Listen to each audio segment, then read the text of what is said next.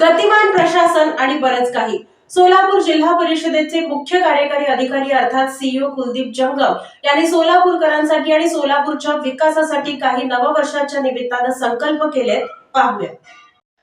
2024 या वर्षात तब्बल 5 ते 6 महिने लोकसभा निवडणूक आणि विधानसभा निवडणुकीच्या आचारसंहितेमध्ये गेले, त्यामुळे जिल्हा परिषदेच्या कामाचा स्पीड वाढता आला नाही. असं सांगताना यावर्षी जिल्हा परिषदेचे काम गतिमान करण्याचा प्रयत्न असून शिक्षण, ग्रामपंचायत आणि आरोग्य या 3 विभागावर आपला फोकस राहील. जिल्हा परिषदेमध्ये आलेल्या नागरिकांचं समाधान महत्त्वाचं आहे. शाळेत शिक्षक, दवाखान्यात डॉक्टर, गावात ग्रामसेवक पूर्ण वेळ राहिला तर जिल्हा परिषदेकडे येणाऱ्या तक्रारी 90% कमी होतील, असं सांगताना ते म्हणाले. शिक्षण विभागाच्या सर्व शाळेमध्ये सीसीटीव्ही कॅमेरे बसवण्यात येणार आहेत. सुमारे 300 शाळांमध्ये सीसीटीव्ही बसवण्यात आले असून यावर्षी 800 शाळांचं उद्दिष्ट ठेवण्यात आलंय. शाळेत शिक्षक पूर्ण वेळ राहतात का याकडे सुद्धा बारीक लक्ष राहणार आहे. आरोग्य विभागाच्या हजेरीसाठी प्राथमिक केंद्र आणि उपकेंद्रांवर थंब मशीन बसवण्यात येणार असल्याचंही सांगण्यात आलंय. शिक्षक, ग्रामसेवक, डॉक्टर आणि आरोग्य कर्मचाऱ्यांची मोठ्या प्रमाणात कमतरता असल्यानं ती भरती होण्यासाठी शासनाकडे पाठपुरावा करणार असल्याचंही त्यांनी सांगितलंय.